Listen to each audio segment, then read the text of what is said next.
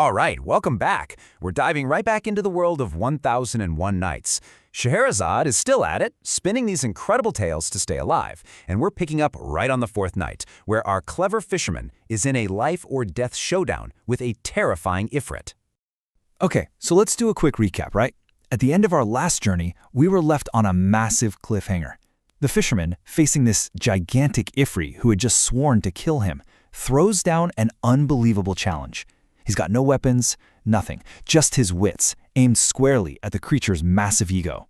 And this was his big play. It's a brilliant psychological move, really. He basically says, "You're way too big. There's no way you could ever fit back inside that tiny little bottle." It's an appeal to the Ifrit's pride more than anything else. So the big question is, did the Ifrit actually fall for it? Oh, you better believe he did. This is where the story just gets fantastic. The Ifrit is completely offended, totally provoked by this little mortal's disbelief. He's not just going to prove him wrong, he's going to put on a show. So the Ifrit starts to transform.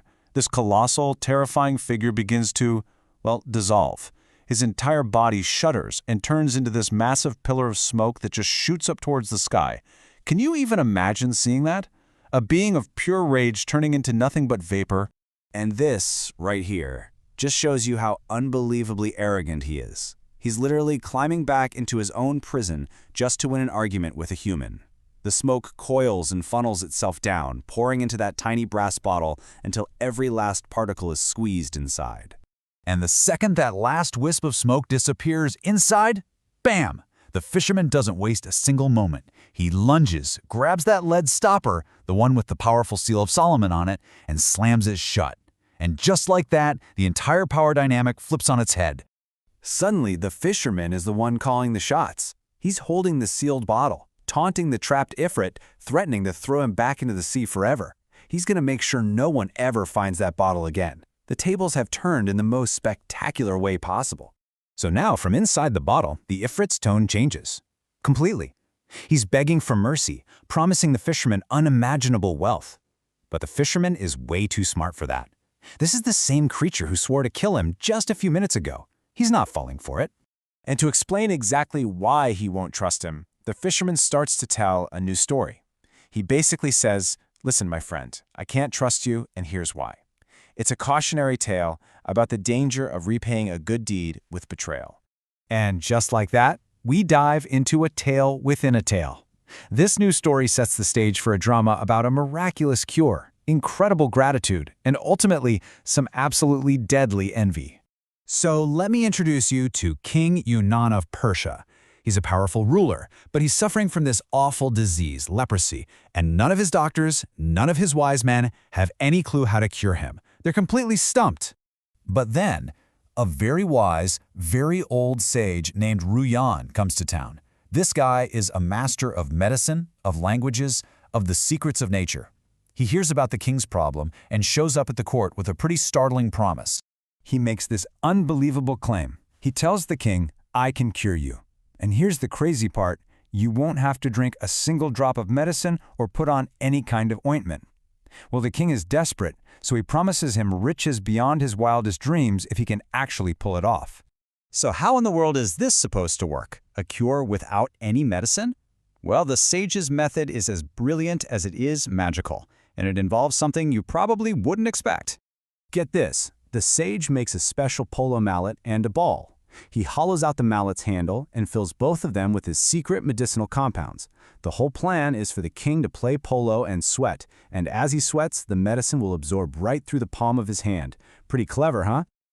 The king does exactly what he's told. He goes out to the polo grounds and just hits that ball with everything he's got, over and over until he's completely drenched in sweat. And just like the sage predicted, the cure starts to seep into his body. So after the game, the king goes, he takes a bath, and he rests. The next morning, he wakes up, and it's an absolute miracle.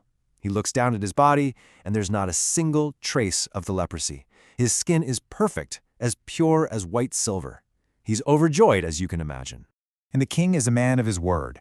He completely showers the sage with rewards. We're talking 2,000 gold dinars, the finest clothes. He even makes the sage his closest advisor, his right-hand man. But, in every great story, there's always a shadow lurking somewhere. And in this court, that shadow is the king's vizier. He's described as being just ugly, inside and out, a mean, jealous, spiteful man. And this vizier, he sees the sage getting all this attention, all these rewards, and he just seethes with envy. He can't stand to see someone else get the king's favor. So he decides, right then and there, that he has to destroy him.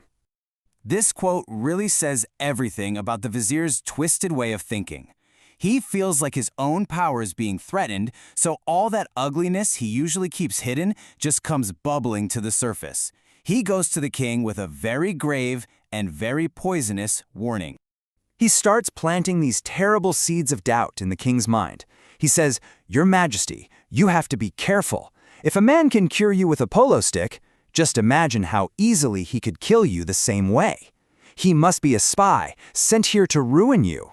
Now, the king is really disturbed by this. At first, he defends the sage, his friend, saying that a man like that should be treasured, not suspected. But the vizier's words are like venom, just slowly dripping into his ear, clouding his mind with suspicion. And just as the tension is at its absolute peak, Scheherazade sees the first light of dawn and she goes silent. She leaves us and the completely captivated King Shahryar hanging. We're all left to wonder what happens next, and that of course is a story for the fifth night.